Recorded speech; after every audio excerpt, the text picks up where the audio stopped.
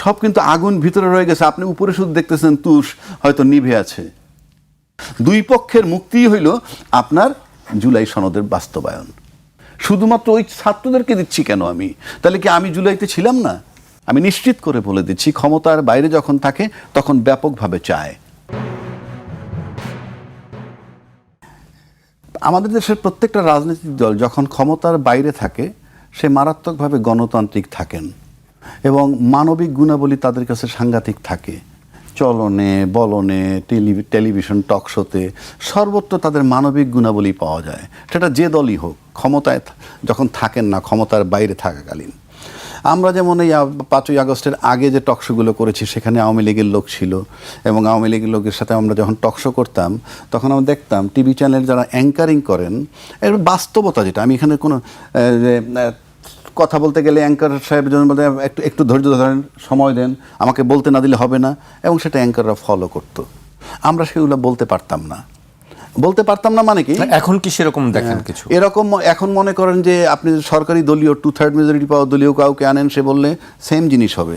আমরা ইতিমধ্যে বহুজন, নাম বলবো না, নাম বললে কি হয় ওই লোকটার ক্ষতি হতে পারে, তার সম্পর্কে মানুষ খারাপ ধারণা নিতে পারে। 21 টেলিভিশনের তো আপনাদের পার্টিকুলার 21 টেলিভিশন আপনি যাচ্ছেন কেন? তাহলে পার্টিকুলার তাহলে তো আমি সবচেয়ে ভালো মানুষ ধরে বসে থাকলে কাজ হবে? আপনি ভালো, ঠিক আছে, তো আপনাকে আমি একটা ছোট্ট ঘটনা বলি। আপনার ফুটপাতে কোট বিক্রি হয়, যে কোট, একটা কোট কত ভাই, 200-250 টাকায় না, যেটা মজুরি লাগে 6000 টাকা।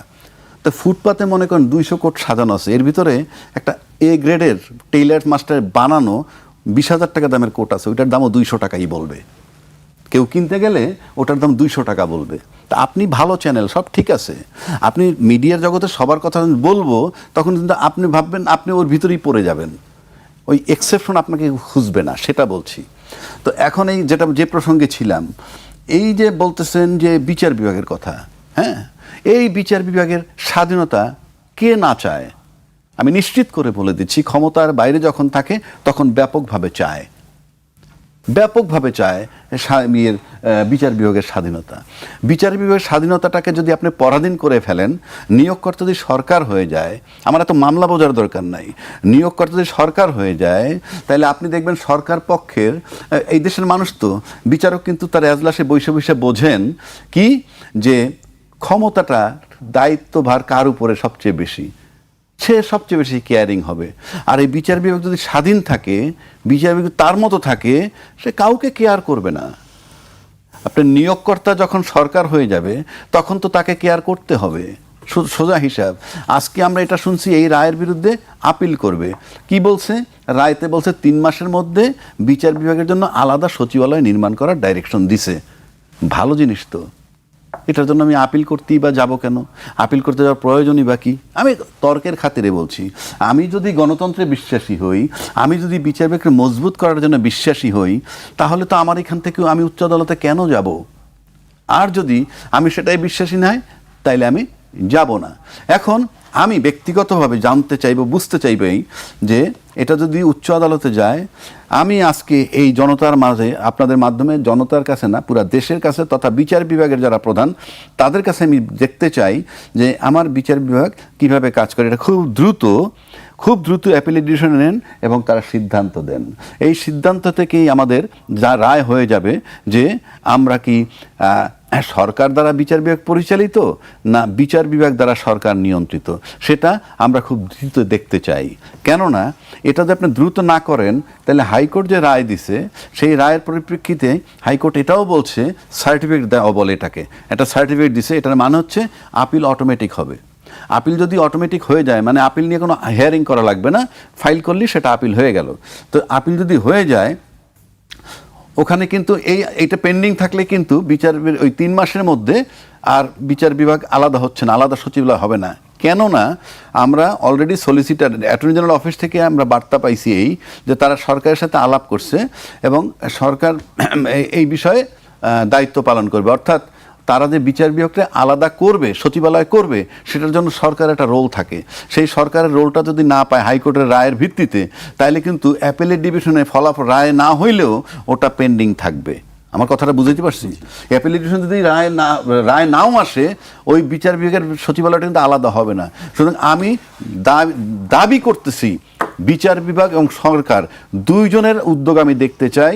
এটা অ্যাপ্লিকেশনে যাক এবং অ্যাপ্লিকেশনে জাজমেন্ট দিয়ে দেখ। সেই জাজমেন্ট বলে দিবে যে বিচার বিভাগ কি স্বাধীন হতে চান কিনা, বিচার বিভাগ নিজে নিয়ন্ত্রিত হইতে চান কিনা সরকার দ্বারা, নাকি বিচার বিভাগ সরকারকে কেয়ার না করে স্বাধীন সত্তা নিয়ে থাকবেন। এই জাজমেন্টটা আমরা দ্রুত আগামী 3 মাসের মধ্যে চাই, কারণ এটা কোনো কঠিন কাজ নেই। একটা পার্টিকুলার এই কেসটা করে আমরা দেখতে চাই, আমরা যে সরকারকে ব্লেম দেই, রাজনৈতিক দলকে ব্লেম দেই, নানানজনকে ব্লেম দেই। সুতরাং আমি মনে করি যেহেতু আপিলটা রাইট হয়ে গেছে, এখন সুপ্রিম কোর্টের চিফ জাস্টিস বলেন আর যাই তাদের উচিত খুব দ্রুত মামলাটাকে এনে এটা নিষ্পত্তি করা, কারণ আমার কাছে মনে হয় একটা রাষ্ট্র এভাবে চলতে পারে না। সুতরাং বিচার বিভাগের বিষয় আমি এটুকুই এখন আপাতত রাখলাম।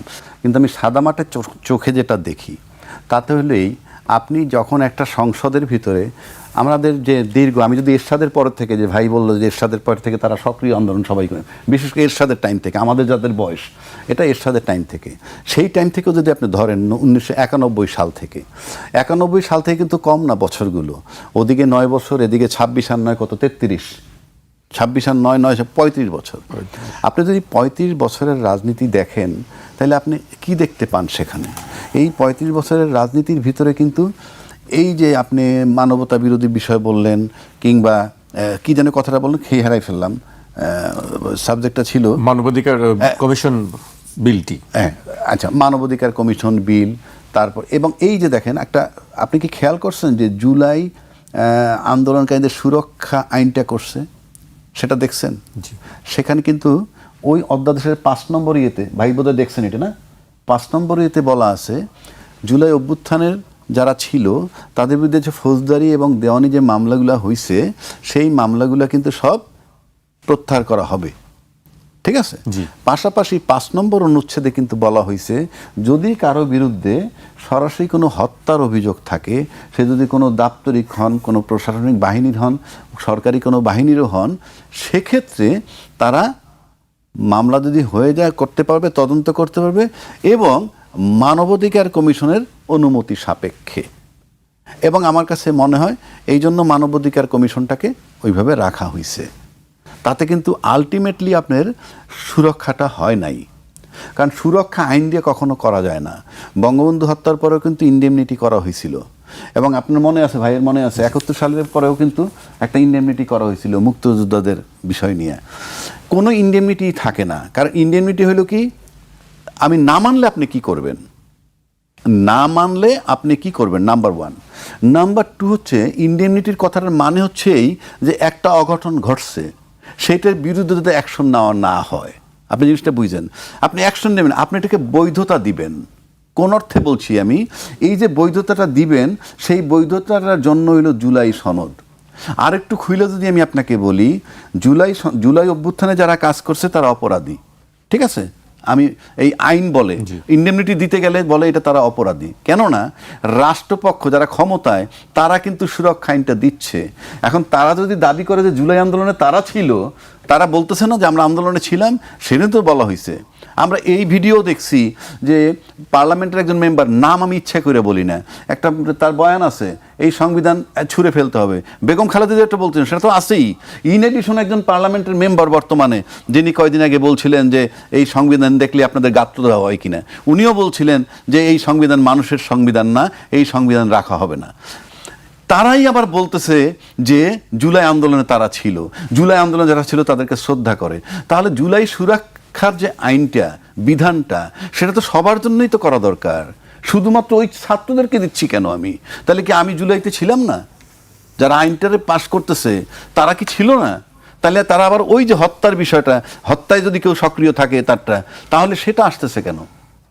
তাহলে কি জুলাইতে তারা খালি এই ছাত্ররা ছিল, তারা ছিল না? এটা যেমন একদিক। দ্বিতীয় দিক হচ্ছে তাহলে তাদের রক্ষা নাই, এই জুলাই আন্দোলনে যারা আছে, এটা পাশ করলে আপনার রক্ষা নাই, যে কোনো সময় রিওপেন হতে পারে। যেমনিভাবে বঙ্গবন্ধুর হত্যাকারীরা যে ইনডেমনিটি করছে সেটা রিওপেন হয়েছিল, তারপরে অন্যান্য ইনডেমনিটি সবই রিওপেন হয়, এটা রিওপেন হতে পারে। আবার আবার সংবিধানের দোহাই দিয়ে সংবিধানের যে অবমাননা করা হচ্ছে এখন রেগুলার, আপনি কি দেখেন যে সংবিধানের অবমাননাটা কেমন হয়? আমি ভাই কারো পক্ষে বিপক্ষে না, আমি সংবিধানের ভিতরে যেটা আছে সেটা আপনাকে মানতে হবে। একজন ইউএনের কি অবস্থা হয়েছে আপনারা জানেন, যে বঙ্গবন্ধু স্বাধীনতার ঘোষক পাঠ করছিল, সে তো in accordance with the constitution বলছিল, তাতে তার এই ইমিডিয়েট বদলি কেন হইল? আবার চাইরের কম মোতাবেক বঙ্গবন্ধুর ছবি ঝুলতেছে না উপরে, তাহলে ভাই আপনার তো সংবিধান ভায়োলেট হচ্ছে। এখন বলা হচ্ছে যে না, আমরা তো সংশোধন করে এটা ঠিক করব। যতক্ষণ ঠিক না করেন ততক্ষণ তো অপরাধ হয়, নাকি হয় না? যতক্ষণ ঠিক না করেন ততক্ষণ অপরাধ হয়, এটা ক্রিমিনাল অফেন্স। এইটার ক্রিমিনাল অফেন্সের কিন্তু কোনো তামাদি নাই। কেন নাই? বঙ্গবন্ধুর ইন্ডেমনিটি দেখেন, তামাদি নাই।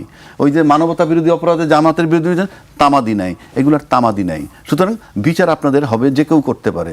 এই দুই পক্ষই কিন্তু রিস্কে থাকবেন সংবিধান নিয়ে নাড়াচাড়া করে। এটার থেকে যদি আপনি মুক্তি পেতে চান, সেইটা আমি বলছি, দুই পক্ষের মুক্তি হইল আপনার জুলাই সনদের বাস্তবায়ন।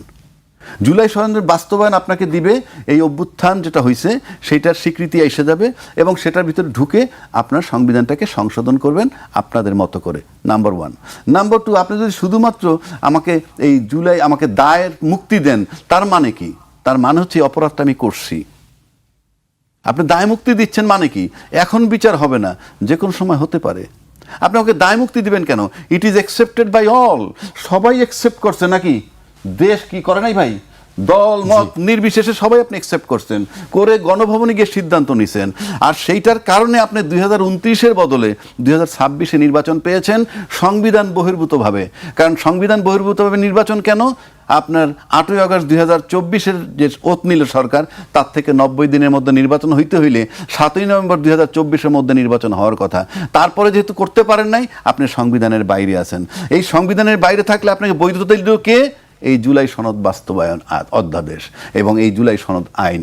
আপনি যদি সেটাকে না মানেন, you will be in trouble, এবং এই ছেলেপেলেরাও থাকবে ট্রাবলে। আমি জানি না এটা কোথায় গিয়ে ঠেকবে। এই কারণে বলছি, ভাই একটা কথা বললো যে নেপালে যে এখন যে সরকার হয়েছে, যে কি বিদ্রোহী গ্রুপ, উনি টপে প্রধান। বাট নেপালের আরেকটা ইতিহাস আছে তো। নেপালের তো এই আন্দোলন রাজতন্ত্র 2008-এ ডেমলিশ হয়েছে। 2008 থেকে 2025 পর্যন্ত 17টা বছরে 14তম সরকার ওত নিল। Try to understand my point. Average 2 বছর কেউ ছিল না, অ্যাভারেজ 1.5 বছর হয় না। হ্যাঁ, 14 আর 7 21, 1.5 বছর, 2.5 বছর হয়। আমি তো তাই দেখতেছি। জুনে 2024-এর 25-এর 7ই জানুয়ারি যে নির্বাচন হইলো, নির্বাচন হওয়ার পর তো একটা সরকার ছিল তো, সেই তো জুলাইতে সরে গেল।